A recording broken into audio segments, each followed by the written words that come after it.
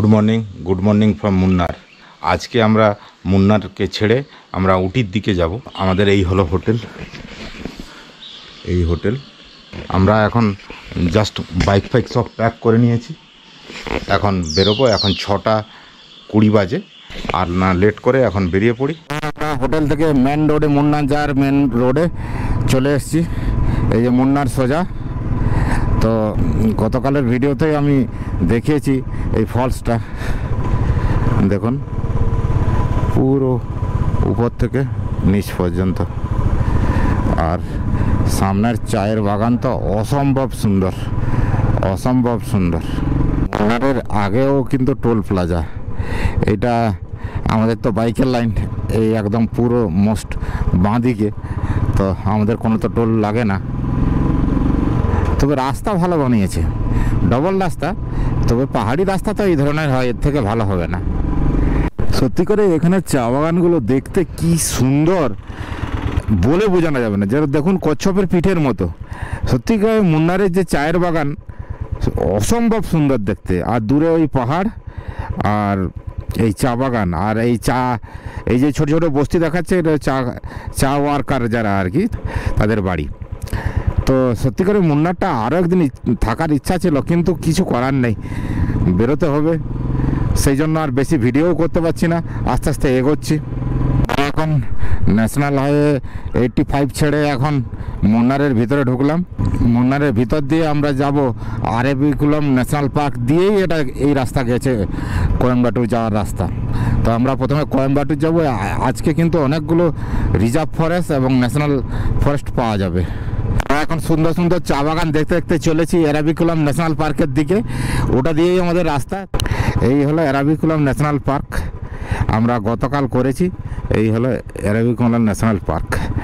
তো সুন্দর, আমরা নীলগিরি থর তো সেটাও দেখে নিয়েছি।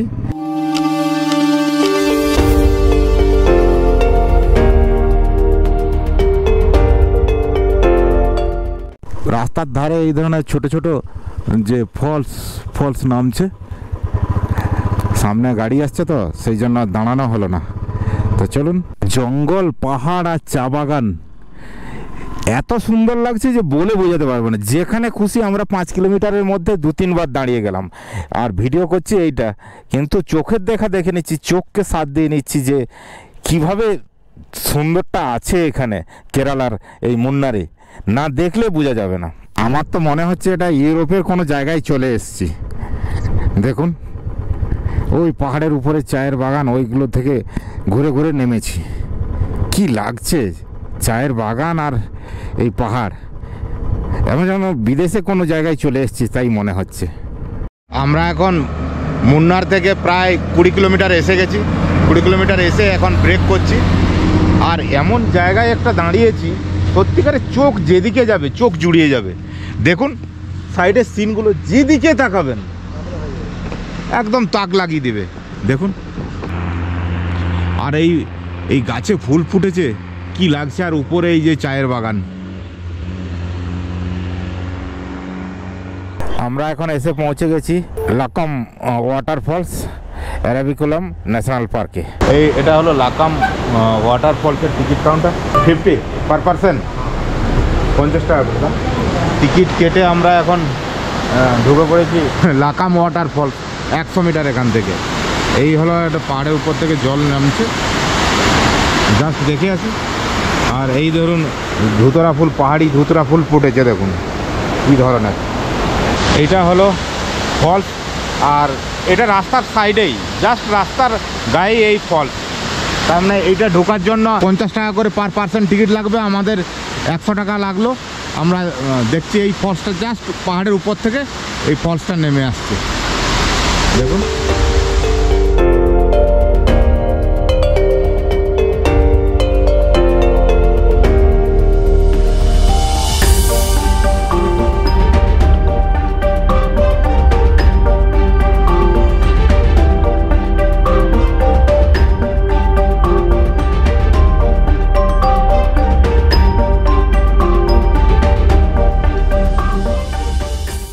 ফলসটাও কিন্তু আরাবিকুলাম ন্যাশনাল পার্কের অন্তর্গত।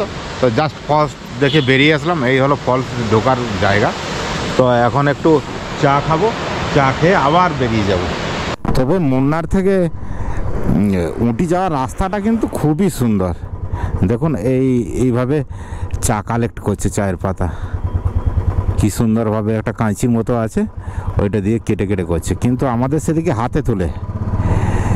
হ্যাঁ, সেই জন্য এখানে চায়ের কোয়ালিটি একটু বিলো হয়। আমাদের সেদিকে চায়ের কোয়ালিটি অনেক ভালো, অনেক ভালো। দেখেছেন জায়গাটা দুর্ধর্ষ, চারিদিকে চায়ের লেবার চায় পাতা কালেকশন করছে। আর এই যে গাছের সঙ্গে এই যে লেগে আছে, এটা হলো গোলমরিচের গাছ, প্রত্যেকটাতে লাগিয়েছে দেখুন গোলমরিচের গাছ। এটা একটা চাষ, ওই গাছ লাগানো আছে, ওতেই হয়ে গেল গোলমরিচ।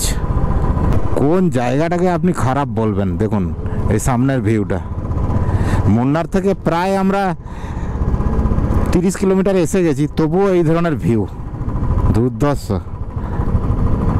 একদম ফটোজেনিক সিন, দারুণ। আমরা সম্ভবত এটা ফরেস্ট গেটটা পেরোলাম, এটা মনে হয় কেরালা থেকে তামিলনাড়ুতে ঢুকলাম, এই আবার তামিলনাড়ুতে ঢুকে গেলাম। এটা ফরেস্ট চেকপোস্ট, ওইটা ছিল আপনার কেরালার পুলিশ ছিল চেকিং, এটা তামিলনাড়ুর। এটা আমরা তামিলনাড়ুতে ঢুকে গেলাম। চলো তামিলনাড়ু, কেরালা কমপ্লিট করে দিলাম। কেরালা কিন্তু খুব সুন্দর ঘুরলাম, দারুণ দারুণভাবে ঘুরলাম। এখনও কিন্তু বিউটি কোনো অংশে কম হয়ে যায়নি। চারিদিকে একদম সবুজ আর চায়ের বাগান আর বড় বড় পাহাড়, আর প্রত্যেকটা গাছে ফুল ফুটে আছে, দারুণ লাগছে। আমাদের টিফিন হয়ে গেল। Karimutti forest 1 kilometre 1 kilometre forest Chinnar wildlife sanctuary Chinnar wildlife sanctuary. তো আমরা এখানে ইডলি বড়া খেলাম, এখন দুটো চা এসছে, এই সাইজের বিগ সাইজের চা, দুটো চা খেয়ে আবার চলা শুরু করব। চা কিন্তু এখানে টেস্ট কিন্তু ভালো করে, এরা চা দিয়ে ফুটোয় না, গরম জল দিয়ে চায়ের পাতা দিয়ে দেয়। পাউডার চা কিন্তু ফার্স্ট ক্লাস হয়, দারুণ চা, দারুণ। আমরা এখন চেনার ওয়াইল্ড লাইফ সেঞ্চুরির মধ্য দিয়ে যাচ্ছি।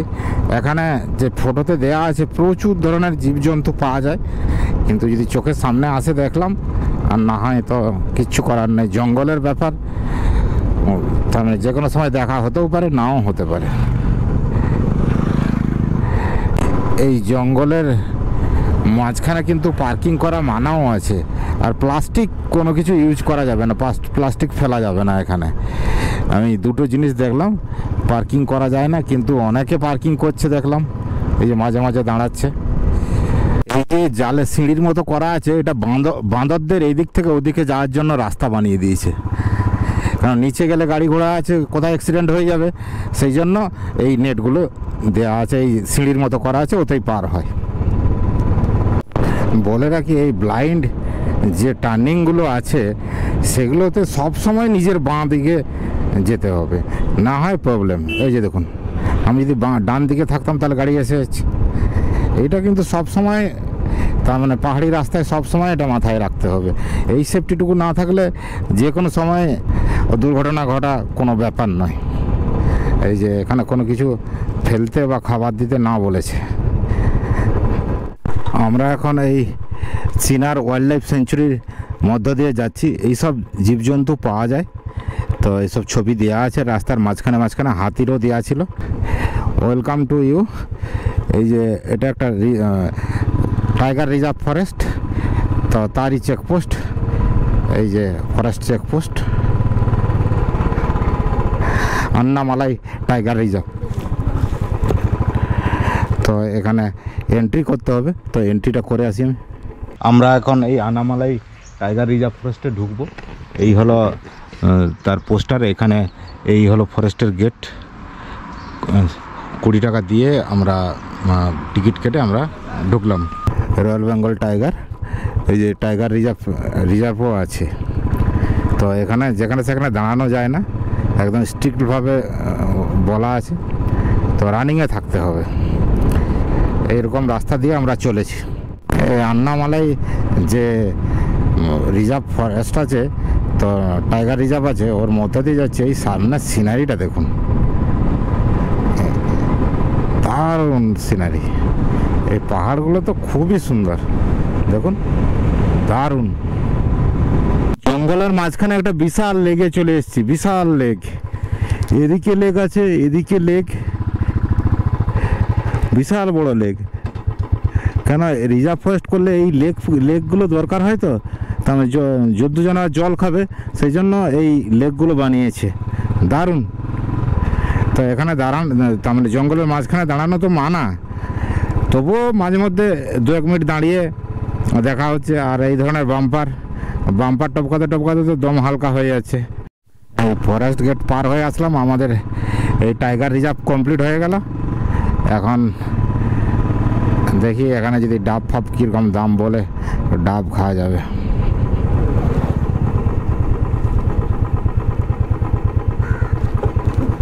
ওই হলো, ওই যে দূরে দেখা যাচ্ছে, ওইটা হলো ফরেস্ট গেট। ওই ফরেস্ট গেট কমপ্লিট করলাম। এখন সোজা আমরা এই রাস্তা ধরেই যাব। এই রাস্তাটা কিন্তু একটু নেরো। আমরা এখানে ডাব খেতে দাঁড়িয়েছি, সুমিত ডাব খাচ্ছে। আর এই জমিনে দেখুন ময়ূরগুলো ঘুরছে, এই যে ময়ূরগুলো, পুরো একদম ময়ূরগুলো। ওইটা একটা বড় ময়ূর। ডাবও খাচ্ছি আর ময়ূরও দেখছি। এই দেখুন, আমরা আন্নামালাই যে টাইগার রিজার্ভ ফরেস্ট আছে, তার হয়ে 4 কিলোমিটার এসে বাঁধে ঘুরে গেলাম আন্নামালাইয়ের দিকে। আন্নামালাই এই যে 36 কিলোমিটার আছে। বাহ বাহ, এরা আবার রাস্তায় দৌড় দেয়। চলুন এখন 36 কিলোমিটার যাই সোজাই। এখন কিন্তু আমরা নর্মাল গ্রাম ঘর দিয়েই যাচ্ছি। আর সাইডে সব নারকেলের বাগান, চারিদিকে নারকেলের বাগান। এখন 2 সাইডে নারকেলের বাগান, আর আমরা মাঝখান দিয়ে চলেছি। এই হলো তামিলনাড়ু, পুরো নারকেল গাছের 2 দিকে জঙ্গল, আর তার মাঝখান দিয়ে আমরা চলেছি। সুন্দর লাগছে কিন্তু। এভাবে ডাবের খোসাগুলো স্টক করে রেখেছে দেখুন। এগুলো দিয়ে দড়ি ফড়ি সব বানানো হয়। এই যে শুকনো হচ্ছে, এই যে ডাবগুলোকে, নারকেলগুলোকে ফাটিয়ে এগুলো শুকাচ্ছে। এগুলোর থেকে তেলও হতে পারে। দেখুন পুরো টোটাল এটা এই ফ্যাক্টরি, পুরো নারকেলের যা কিছু সব এখানে হয়। আমরা ন্যাশনাল হাইওয়ে 83-তে উঠলাম। পালাচি বলে একটা জায়গাতে যাব, 14 কিলোমিটার। তারপরে আবার আমরা ডান দিকে ঘুরবো। তো কোয়েম্বাটুর সোজা লেখা আছে, এই দেখাচ্ছে কোয়েম্বাটুর 25 কিলোমিটার, উটি 123 কিলোমিটার। তো সোজা আমরা উটি। এই কোয়েম্বাটুর যাওয়ার রাস্তাটা কিন্তু খুব সুন্দর, সুন্দর সুন্দর ব্রিজ আছে, আর রাস্তাটাও খুব সুন্দর করেছে। 1 ঘন্টা কোয়েম্বাটুরে জামে পার হলাম, খুবই খারাপ। তার মানে গুগল এমন দেখিয়ে দেবে শর্ট বলতে গিয়ে, এমন জাম রাস্তা দিয়ে আনলো, 1 ঘন্টা পুরো ঘামাঘামি হয়ে গেলাম কোয়েম্বাটুরের ভিতর দিয়ে। একটা বিশাল লেক এই কোয়েম্বাটুরে, বিশাল আকৃতির লেক। আমরা এখন কোয়েম্বাটুর পার হয়ে প্রায় উটি পৌঁছাতে 52 কিলোমিটার বাকি আছে। আমরা এই জায়গায় ভাত খেতে দাঁড়িয়েছি। এই হলো ভাতের হোটেল, পুরো সাউথ ইন্ডিয়ান স্টাইলে খাবার দিয়েছে কলা পাতার উপরে। এটা একটা তরকারি দিয়েছে, পাঁপড় দিয়েছে, চাটনি দিয়েছে, এবং এই যে মাছের ভাজাও দিচ্ছে। তো আমাদের সেদিকের মতনই ভাত। তো খেয়ে নিই এখন, তারপরে আপনাদের সঙ্গে দেখা হচ্ছে। উটি 49 কিলোমিটার, এই যে দেখাচ্ছে উটি সোজা 49 কিলোমিটার।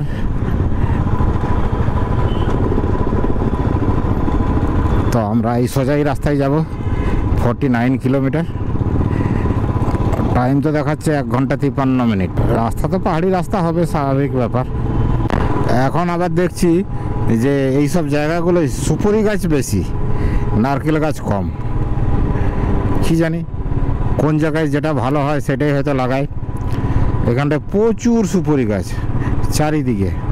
2-একটা নারকেল গাছও আছে, কিন্তু টোটাল সুপারি গাছ। ওই যে পাহাড়ের দর্শন হয়ে গেছে, সেই পাহাড়গুলোতে আমরা উঠবো। গাছের আড়ালে অল্প অল্প দেখাচ্ছে দেখুন, এই যে পাহাড়গুলো, জাস্ট ওগুলোই উঠবো আমরা এখন। ওখানেও কিন্তু ঠান্ডা ওয়েদার। তো চলুন আস্তে আস্তে উঠি। রাস্তাও খারাপ, গাড়ির চাপও প্রচুর, আর সামনে একটা সুন্দর ওয়াটারফলস, কিন্তু দাঁড়াবো না, কেন পিছনে যে জামটা, যে গাড়ির স্লো গাড়ির জামটা, ওটা এসে যাবে। ওটা এসে গেলে আবার স্লো হয়ে যাব আমি। উটিতে এখন চা বাগান আরম্ভ হয়েছে। চা বাগান দেখি আগে কি সুন্দর সুন্দর চা বাগান আছে, দেখা যাবে। তবে আমি এটুকু বলতে পারি, মুন্নারের মতন এত সুন্দর হবে না, তবুও চা বাগান আছে মানে সুন্দর লাগবে। ওখানেও কিন্তু সুন্দর সুন্দর চা বাগান আছে, বেশ বড় বড় চা বাগান আছে, কিন্তু এখন যে ফগ টাইপের আছে বোঝা যাচ্ছে না। না হয় সুন্দর সুন্দর চা বাগান আছে, আর গাছের ফুল দেখুন, সামনে হলদে হলদে টাইপের যে গাছগুলো, কি সুন্দর ফুল।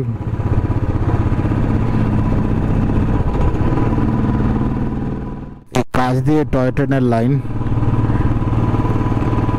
এখানে এই লাইনে আবার দাঁতের মতন সিস্টেম করা আছে, যদি বাই চান্স স্লিপ করে তাহলে ওই দাঁত দিয়ে উঠবে। উটিও যেন প্রায় 10 কিলোমিটার দূর থেকে পুরো কংক্রিটের জাল হয়ে গেছে, দেখুন পুরো কংক্রিটের জাল। এখানে কোনো প্রকৃতির আর কিছু রাখছে না, কি দেখতে আসবে, শুধু খালি নামেই আছে এখন উটি। আমরা কিন্তু উটি ঢুকে গেছি, এখন 2 কিলোমিটার হবে আমাদের হলিডে হোম, তো সেটা যাচ্ছি। পুরো কমার্শিয়াল টাউন, আমাদের দার্জিলিংয়ের থেকেও আরও কমার্শিয়াল। দার্জিলিংয়ে তাও একটু সিনারি দেখা যায়, এখানে তো তাও দেখা যায় না। এখানে কিন্তু হালকা হালকা ঠান্ডা ওয়েদার আছে, তবে এই পাহাড়ি রাস্তা আর পাহাড় আর এই যে টাউন খুবই সুন্দর। এখন 5টা 10 বাজে, আর আমরা পৌঁছে গেছি উটিতে যে হলিডে হোমে। তো এইটা দেখুন, এইটা হলো হলিডে হোম। তো এখানে বাইক পার্কিং এবং কার পার্কিংয়েরও ব্যবস্থা আছে। হলিডে হোমটা কিন্তু বেশ বড় এবং দেখতে সুন্দর দেখুন। আর এই কাছেই কিন্তু টয় ট্রেনের স্টেশন। আর আমার ভিডিও কিন্তু অনেক লম্বা হয়ে গেল, আর লম্বা না করে এখানেই শেষ করছি। দেখা হবে নেক্সট ব্লগে, বাই।